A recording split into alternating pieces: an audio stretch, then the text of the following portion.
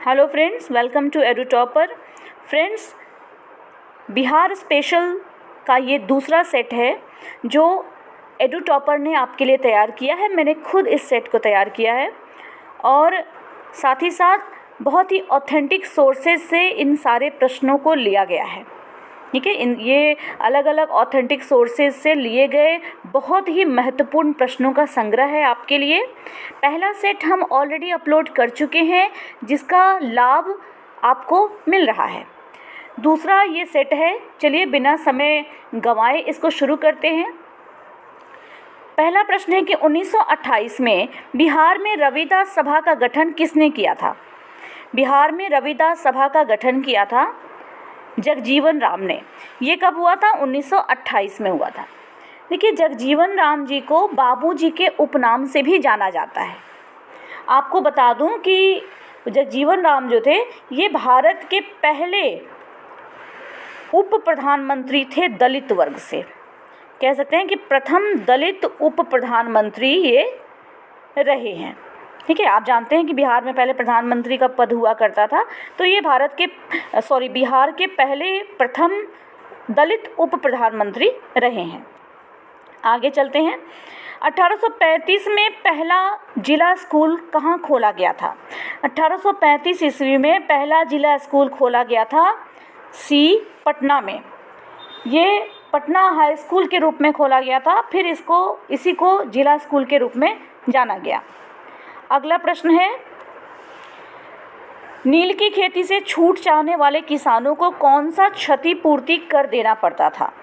देखिए, नील की खेती बिहार के इतिहास में काफ़ी महत्वपूर्ण रही है। आपको बता दूं कि नील की खेती के 2 चरण रहे हैं। नील से संबंधित क्रांति के 2 चरण। पहला हुआ है 1859 ईस्वी में, जिसको हम नील आंदोलन या नीली क्रांति के नाम से भी जानते हैं। ये हुआ था बंगाल में। ठीक है, ये हुआ था बंगाल में। इसमें ददनी व्यवस्था वगैरह चलती थी। ददनी व्यवस्था में था कि 2 रुपया प्रति बीघा की दर से खेती यहाँ पे की जाती थी। इसी के लिए नील आयोग का गठन हुआ था। दूसरी जो नील से संबंधित घटना रही है वो बहुत ही फेमस है, वो है चंपारण सत्याग्रह जो 1917 में हुआ था, जो बिहार के ही चंपारण में हुआ था। ठीक है, जिससे महात्मा गांधी ने अपना पहला सक्सेसफुल आंदोलन भारत में किया था ब्रिटिशर्स के खिलाफ। यहाँ पे पूछा जा रहा है कि इस खेती से छूट चाहने वाले किसानों को कौन सा क्षतिपूर्ति कर देना पड़ता था? इन्हें देना पड़ता था तावान। ये जुर्माने के रूप में होता था कि हम नील की खेती नहीं कर रहे हैं तो इसके लिए हम जुर्माना भरें। अगले प्रश्न पे चलते हैं। डॉक्टर राजेंद्र प्रसाद जो भारत के पहले राष्ट्रपति थे, पूर्व में किस पद पर आसीन हुए थे? डॉक्टर राजेंद्र प्रसाद जो भारत के पहले राष्ट्रपति थे, और आपको पता है कि ये बिहार से जुड़े हुए थे, बिहार ही थे, और ये हम सभी बिहार वासियों के लिए एक बहुत ही गौरव का विषय है कि देश का जो पहला राष्ट्रपति रहा, जो प्रथम नागरिक रहा, वो हम में से थे, हमारे बीच से थे, हमारे बिहार के थे। तो ये पूर्व में किस पद पे आसीन हुए थे? ये पूर्व में पटना नगर पालिका के चेयरमैन के पद पर आसीन थे। इस पद पर ये रहे थे 1923 में। 1923 में ये इस पद पे रहे थे और इन्होंने इस्तीफ़ा दे दिया था क्योंकि इनके कार्य करने में काफ़ी बाधाएं आ रही थी बहुत सारी वजहों से, तो फाइनली इन्होंने रिज़ाइन कर दिया था। डॉक्टर राजेंद्र प्रसाद के विषय में एक बात आपको और बताऊं कि ये हमारी संविधान सभा के स्थायी अध्यक्ष भी थे। ठीक है, चलिए आगे बढ़ते हैं। महात्मा गांधी पर चंपारण सत्याग्रह के लिए कब अभियोग चलाया गया था? चंपारण सत्याग्रह आप जानते हैं कि ये हुआ था 1917 में, है ना? तो 1917 में ही इन पर चंपारण सत्याग्रह के लिए अभियोग चलाया गया था। किया क्या गया था ना कि इनको कहा गया कि आप जल्दी से जल्दी चंपारण को छोड़ दीजिए, इसका आदेश इनको दिया गया था। आगे बढ़ते हैं। बरौनी तेल शोधक कारखाने की तेल शोधन क्षमता कितनी है? बरौनी तेल शोधक कारखाना जो आपको पता है कि बेगूसराय में इसकी स्थापना हुई 1964 ईस्वी में। ठीक है, इसकी तेल शोधक क्षमता जो है ये है 33 लाख टन। आपको बता दूं कि इसकी स्थापना रूस और रोमानिया के सहयोग से की गई थी। अगले प्रश्न पे चलते हैं। कौन सी देशांतर रेखा बिहार से होकर गुजरती है? देखिए, बिहार से होकर गुजरने वाली देशांतर रेखा है 86 डिग्री ईस्ट यानी पूर्व। ये रही आपकी 86 डिग्री ईस्ट की देशांतर रेखा, ये बिहार से होकर गुजरती है। और जिन जिलों के पास से ये गुजरती है उनमें है मधुबनी, दरभंगा, बेगूसराय, लखीसराय, शेखपुरा। ठीक है, इन सारे जिलों के पास से होके ये इनके करीब से गुजरती है। अगले प्रश्न पे चलते हैं। बिहार के किस ज़िले में अंगिका भाषा बोली जाती है? देखिए, अंगिका भाषा बोली जाती है बिहार में भागलपुर ज़िले में। भागलपुर ज़िले के अलावा कटिहार में, लखीसराय में, बांका में और मुंगेर में भी अंगिका भाषा बोली जाती है। क्योंकि इसमें भागलपुर के अलावा और कोई ऑप्शन नहीं है, इसीलिए बी ऑप्शन हमारा सही है, सिर्फ भागलपुर सही है। अगर बाकी ऑप्शंस की बात करें तो दरभंगा में बोली जाती है मैथिली, मिथिला क्षेत्र ये है, यहाँ मैथिली बोली जाती है। औरंगाबाद में बोलने वाली भाषा है मगही और पश्चिम चंपारण में बोली जाती है भोजपुरी। ठीक है, आगे बढ़ते हैं।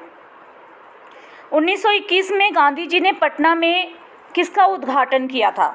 1921 में गांधी जी ने पटना में उद्घाटन किया था बिहार विद्यापीठ का, यानी ए ऑप्शन सही है। बाकी की बात करें तो 1889 में उद्घाटन हुआ था बिहार नेशनल कॉलेज का, 1927 में उद्घाटन हुआ था साइंस कॉलेज का, और सदाकत आश्रम का उद्घाटन आप मुझे बताएंगे कि ये कब किया गया था। आगे बढ़ते हैं, और ये आप मुझे कमेंट बॉक्स में बताएंगे। ठीक है, थोड़ी मेहनत आपको भी करनी चाहिए, थोड़ी सी क्यूरियोसिटी होनी चाहिए, थोड़ा सा सर्च आपको भी करना चाहिए। ठीक है, चलिए 10वां प्रश्न है कि कैबिनेट मिशन योजना के अनुसार राज्यों के समूह में बिहार को किस समूह में रखा गया था? ये कैबिनेट मिशन योजना ने राज्यों का समूहीकरण किया था। ठीक है, ग्रुपिंग की थी राज्यों की। इसमें इन्होंने 3 ग्रुप बनाए थे, ए, बी एंड सी। इसमें बिहार को रखा गया था ग्रुप ए में। अब आपके मन में थोड़ी सी क्यूरियोसिटी होगी कि ये क्या था, ग्रुप ए बी सी किस आधार पे बनाया गया था, क्यों बनाया गया था? देखिए, इसका मेन मकसद था ना, जो मुस्लिम लीग की पाकिस्तान की मांग थी उसको सपोर्ट करने के लिए ये बनाया गया था। अब जैसे मैं आपको बताती हूँ क्या क्या बेस था। ग्रुप ए में रखा गया था 6 हिंदू बहुल राज्यों को, ऐसे राज्यों को जिनमें हिंदू की संख्या ज़्यादा थी। इसमें थे बॉम्बे के अलावा संयुक्त प्रांत जो अभी का यूपी है, इसके अलावा बिहार, मध्य प्रांत, उड़ीसा और मद्रास, इनको ए में रखा गया था। बी की बात करें तो बी में रखा गया था नॉर्थ वेस्ट के मुस्लिम राज्यों को, मुस्लिम प्रांत को रखा गया था, जैसे कि पंजाब के अलावा उत्तर पश्चिम सीमांत प्रांत यानी संयुक्त प्रांत जो था, सीमांत प्रांत है, और सिंध। ठीक है, इनको रखा गया था बी में।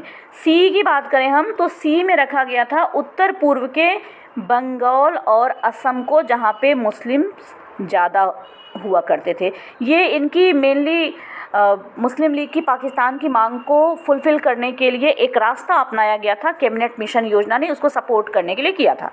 ठीक है, तो हमारा आंसर यहाँ क्या है? Group A, C option. अगले प्रश्न पे चलते हैं। बिहार छात्र परिषद को किसने संगठित किया था? बिहार छात्र परिषद को संगठित किया था डॉक्टर राजेंद्र प्रसाद ने। ठीक है, डॉक्टर राजेंद्र प्रसाद के विषय में हम कुछ बातें कर चुके हैं ऑलरेडी। बिहार में कितने रेलवे मंडल मुख्यालय हैं? बिहार में कुल रेलवे मंडल मुख्यालय हैं 4। ये कौन कौन है? समस्तीपुर, दानापुर, सोनपुर एंड कटिहार। ठीक है, सो बिहार में कितने रेलवे मंडल मुख्यालय हैं? 4 आर देयर।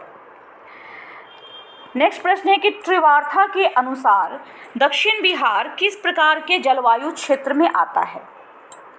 इसके अनुसार दक्षिण बिहार आता है AW जलवायु क्षेत्र में। बी ऑप्शन सही है। ठीक है, उत्तरी बिहार की बात करें तो ये CAW इसमें आता है नॉर्थ बिहार। दक्षिण और उत्तर बिहार के बारे में आप जानते ही होंगे कि गंगा नदी बिहार को दो भागों में बांटती है, एक उत्तरी बिहार और दूसरा दक्षिणी बिहार। अगला प्रश्न है कि सम्राट अशोक द्वारा बनवाए राजमार्ग का किस शासक ने उद्धार करवाया था? सम्राट अशोक द्वारा बनवाए गए राजमार्ग का उद्धार करवाया था शेरशाह ने, जो कि जिसे हम GT रोड के नाम से जानते हैं। अक्सर प्रश्न आते हैं कि इसका निर्माण किसने करवाया, इसका निर्माण शेरशाह ने करवाया था, ऐसा सुनने में आता है, लेकिन वास्तविकता क्या है कि मूल रूप से इसका निर्माण करवाया था सम्राट अशोक ने। मौर्य साम्राज्य के समय की ये सड़क थी जिसको शेरशाह ने इसका उद्धार करवाया, इसका पुनर्निर्माण कराया और इसका और भी ज़्यादा विस्तार करवाया।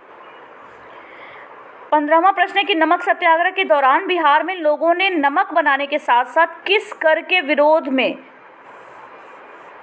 सरकार का विरोध किया था, और कौन सा ऐसा कर था जिसको देने से इनकार किया था इन्होंने? देखिए, ये BPSC में ऑलरेडी पहले पूछा जा चुका है एक प्रश्न, जहाँ तक मुझे याद है, और इसका सही उत्तर है A चौकीदारी। चौकीदारी कर के विरोध के द्वारा सरकार का विरोध किया गया था नमक सत्याग्रह के दौरान बिहार में। अगला प्रश्न है कि बिहार कब भारत में एक स्वतंत्र प्रदेश बना? बिहार स्वतंत्र प्रदेश बना है 1912 में। देखिए, 1912 में बिहार को बंगाल से अलग किया गया था। आपको पता है कि बिहार, बंगाल और ओडिशा, है ना, ये तीनों ही पहले एक में थे, एक ही साथ थे, बंगाल प्रेसिडेंसी के अंतर्गत आते थे। 1905 में जब बंगाल का विभाजन होता है, फिर 1911 में उसको रद्द किया जाता है। इसके बाद 1912 में ये घोषणा की गई कि बिहार और ओडिशा बंगाल से अलग स्वतंत्र प्रांत के रूप में जाने जाएंगे। तो 1912 से भारत में एक स्वतंत्र प्रदेश के रूप में बिहार का अस्तित्व आता है। अगले प्रश्न पे चलते हैं। फरवरी 1938 में बिहार की चुनी हुई सरकार ने किस कारणवश इस्तीफा दे दिया? देखिए, फरवरी 1938 में बिहार में सरकार चुनी गई थी। ये तो 2 बार बनी थी। एक बार मोहम्मद यूनुस बने थे जो बिहार के पहले प्रधानमंत्री बने थे। दूसरी बार जब इन्होंने इस्तीफा दे दिया तो डॉक्टर श्री कृष्ण सिंह बने थे। इनकी सरकार ने, इनके मंत्रिमंडल ने भी इस्तीफा दे दिया था। कारण क्या था? राजनीतिक बंदियों को रिहा करने की मांग। इन लोगों की डिमांड थी कि राजनीतिक बंदी जो हैं, जो स्पेशली हजारीबाग के जेल में थे, उनको रिहा किया जाए। इस समय हजारीबाग के जेल में 12 ऐसे राजनीतिक बंदी थे जिन्होंने अपनी रिहाई के लिए हड़ताल कर दी थी, भूख हड़ताल कर दी थी। ठीक है, राज्यपाल से इसके विषय में बात की मंत्रिमंडल ने, लेकिन राज्यपाल ने कहा कि हम एक एक करके तो छोड़ सकते हैं, एक साथ हम नहीं छोड़ेंगे सबको, एक साथ रिहा नहीं करेंगे। इस पर पूरा का पूरा मंत्रिमंडल, मुख्यमंत्री, ये सभी लोग इन 12 कैदियों से मिले और इनको आश्वासन दिया कि अगर आपको रिहा नहीं किया गया तो मंत्रिमंडल इस्तीफा दे देगा, सरकार इस्तीफा दे देगी। और इस पर इन लोगों ने अपनी भूख हड़ताल ख़त्म की थी। तो इसी वजह से फरवरी 1938 में बिहार की चुनी हुई सरकार ने इस्तीफा दे दिया था। अगले प्रश्न पे चलते हैं। बिहार में ग्रामीण शहरी जनसंख्या का क्या अनुपात है? ये अनुपात है 80:20 का, 80:20। आगे बढ़ते हैं। बिहार सोशलिस्ट पार्टी कब गठित हुई? देखिए, यहाँ भी थोड़ा सा कन्फ्यूज़न आता है। इसके भी 2 आंसर्स हैं, लेकिन थोड़ा थोड़ा सा डिफरेंस आता है। बिहार सोशलिस्ट पार्टी का गठन हुआ है 1931 में। ठीक है, C 1931 में। ध्यान से सुनिएगा, इससे पहले कि आप बोले कि मैम आपने गलत बताया, मेरी पूरी बात ध्यान से सुनिए। 1931 में बिहार सोशलिस्ट पार्टी का गठन हुआ। गंगा शरण सिन्हा, इसके संबंधित व्यक्तित्व भी आपको बता दूं, गंगा शरण सिन्हा, इसके अलावा बेनीपुरी जी, रामानंद मिश्रा, ये सभी लोग इसमें शामिल थे। इन्होंने मिलकर के बिहार सोशलिस्ट पार्टी का गठन किया 1931 में, इसकी स्थापना की। लेकिन इसकी औपचारिक स्थापना, यानी औपचारिक तरीके से जो बिहार सोशलिस्ट पार्टी की स्थापना हुई है, ये हुई 1934 में। ठीक है, तो अगर आपसे पूछा जाए कि बिहार सोशलिस्ट पार्टी की औपचारिक स्थापना कब हुई, तो आपका आंसर होगा 1934। इसी समय आचार्य नरेंद्र देव और जयप्रकाश नारायण इसमें शामिल थे। लेकिन यहाँ सिर्फ पूछा जा रहा है कि कब गठित हुई, जिसका सही उत्तर है 1931। आगे बढ़ते हैं। अलीवर्दी खां को किस वर्ष बिहार का डिप्टी गवर्नर नियुक्त किया गया था? बिहार का डिप्टी गवर्नर इनको नियुक्त किया गया था 1733 में। आगे बढ़ते हैं। सुधा कोऑपरेटिव की स्थापना किस IAS अधिकारी ने की? सुधा कोऑपरेटिव की स्थापना की थी ऑप्शन बी रामचंद्र सिन्हा ने। ये IAS अधिकारी थे और इन्होंने 1983 में इसकी स्थापना की थी। अगला प्रश्न है कि पटना से प्रकाशित होने वाला प्रथम अंग्रेजी अखबार कौन सा था? देखिए, पटना से प्रकाशित होने वाला पहला जो अंग्रेजी अखबार था वो था डी द बिहार हेराल्ड। इसका प्रकाशन किया गया था 1875 ईस्वी में। ठीक है, 1875 में इसका प्रकाशन किया गया था। किसने किया था? गुरु प्रसाद सेन ने किया था। गुरु प्रसाद सेन ने। ठीक है, और भी कुछ इससे संबंधित बता दूं क्योंकि पत्रिकाओं से रिलेटेड क्वेश्चन आते हैं, तो मैं यहाँ पे आपको पटना से और बिहार से संबंधित दूसरे पत्रिकाओं के बारे में थोड़ा सा बताती हूँ संक्षिप्त में। जैसे कि 1881 में इंडियन क्रॉनिकल का प्रकाशन हुआ था।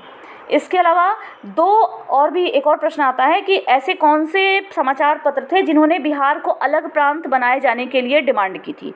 तो ये 2 थे, नाम बता रही हूँ, नोट कर लीजिए। द बिहारी और दूसरा the Bihar times. The Bihar times, ये 2 पत्रिकाएं थी जिन्होंने 2 समाचार पत्र ऐसे थे जिन्होंने बिहार को अलग प्रांत बनाए जाने की डिमांड की थी। इसके साथ ही अगले प्रश्न पे चलते हैं। किस स्थान पर गोल्डन लीग नामक संस्था की स्थापना हुई थी? गोल्डन लीग नाम की संस्था की स्थापना मूल रूप से हुई थी स्वदेशी आंदोलन और जो बंग भंग आंदोलन चल रहा था उसी समय इसकी स्थापना हुई थी। ये हुई थी देवघर में। इसका मूल रूप से उद्देश्य था विदेशी वस्तुओं का बहिष्कार करना, स्वदेशी आंदोलन को समर्थन देना और क्रांतिकारी एक्टिविटीज का प्रचार प्रसार ज़्यादा से ज़्यादा करना। आगे बढ़ते हैं। पटना उच्च न्यायालय की स्थापना कब हुई थी? पटना उच्च न्यायालय की स्थापना की गई थी 1916 ईस्वी में 3 फरवरी को। 1916 ईस्वी में 3 फरवरी को। यहीं पटना हाई कोर्ट भी आता है साथ साथ। इसकी स्थापना हुई थी 1917 में। पटना यूनिवर्सिटी में बार थोड़ा सा टंग स्लिप हो गया, पटना यूनिवर्सिटी की स्थापना हुई थी 1917 में। अगला प्रश्न है कि गवर्नमेंट ऑफ इंडिया एक्ट 1935 के द्वारा केंद्रीय संसद के उच्च सदन में बिहार को कितनी सीटें मिली थी? यहाँ पे बिहार को कुल सीटें दी गई थी 8। डी ऑप्शन सही है। गवर्नमेंट ऑफ इंडिया एक्ट यानी भारतीय शासन अधिनियम 1935 के द्वारा केंद्रीय संसद के उच्च सदन में, यानी जो हमारा अभी का जैसे राज्यसभा है उच्च सदन है, वैसे ही उस समय जो केंद्रीय संसद का उच्च सदन था उसमें बिहार को 8 सीटें प्रदान की गई थी। अगला प्रश्न है 1872 ईस्वी में बिहार हेराल्ड किसने आरंभ किया था? अभी मैंने आपको बताया 1872 ईस्वी में बिहार हेराल्ड किसने आरंभ किया था, और मुझे विश्वास है कि आपने अभी सुना है तो आपको याद भी होगा। ये थे बाबू गुरु प्रसाद सेन। और कब किया था इन्होंने? 1875 ईस्वी में। ठीक है, आगे बढ़ते हैं। अगला प्रश्न है डॉक्टर राजेंद्र प्रसाद कितने वर्ष तक भारत के राष्ट्रपति रहे थे? डॉक्टर राजेंद्र प्रसाद कुल 12 वर्षों तक भारत के राष्ट्रपति रहे थे। 26 जनवरी 1950 से इन्होंने राष्ट्रपति का पद ग्रहण किया और तब से लेकर के 13 मई 1962 तक ये भारत के राष्ट्रपति रहे थे। पहला जो इनका चुनाव हुआ था, यानी पहली बार जो ये राष्ट्रपति बने थे 1950 में, इसका कारण क्या था कि ये संविधान सभा के स्थायी अध्यक्ष थे और जब संविधान सभा के द्वारा बनाए गए संविधान को लागू किया गया तो इन्हीं को एक अध्यक्ष चूँकि ये थे तो इसी नाते इन्हीं को राष्ट्रपति के रूप में बना दिया गया। ठीक है, राष्ट्रपति का पद इन्होंने ग्रहण किया। तो कितने वर्षों तक ये भारत के राष्ट्रपति रहे? 12 वर्षों तक। थावे का तीर्थ स्थल किस जिले में स्थित है? देखिए, थावे मैंने यहाँ पर काफ़ी समय गुजारा है, अपने जीवन के बहुत अच्छे समय मैंने और बहुत ही लंबा समय मैंने यहाँ पर गुजारा है। ये है गोपालगंज में। ठीक है, गोपालगंज जो मेरा खुद का ज़िला है। आगे बढ़ते हैं। इनमें से किस पत्रिका का प्रकाशन स्वामी सहजानंद ने किया था? स्वामी सहजानंद ने इनमें से जिस पत्रिका का प्रकाशन किया था वो था हुंकार। ठीक है, हुंकार। आपको पता है कि स्वामी सहजानंद बिहार के किसान आंदोलन के प्रमुख नेतृत्वकर्ता रहे हैं और इन्होंने हुंकार पत्रिका का प्रकाशन किया। इसके अलावा इन्होंने और भी कुछ पत्रिकाओं का प्रकाशन किया था, जैसे भूमिहार ब्राह्मण